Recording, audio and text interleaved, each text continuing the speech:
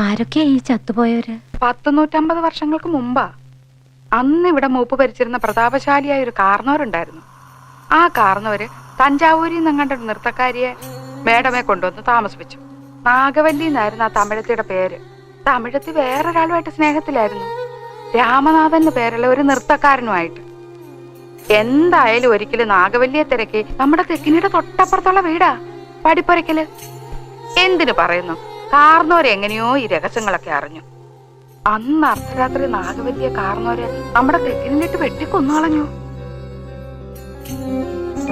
8ാം ദിവസം ദുർഗാഷ്ടമി രാത്രിയില് നാഗവല്ലിയുടെ പ്രേതാത്മാവ് ഒരു രക്തയക്ഷയായിട്ട് മാറി കാർന്നവരെ കുത്തി കൊലപ്പെടുത്താൻ വേണ്ടി അരക്കകത്ത് വരെ കയറി ചെന്നാ പറയുന്നേ.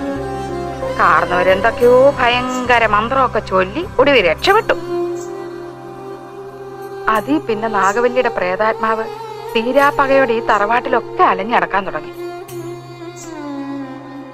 പിന്നെ ആലപ്പാറ പോറ്റിമാര് വന്ന് 61 ദിവസം മാന്ത്രിക ക്രിയകളൊക്കെ നടത്തിയിട്ടാ തമിഴത്തിയുടെ ആത്മാവിനെ ആ തെക്കിനി ബന്ധിച്ചത്.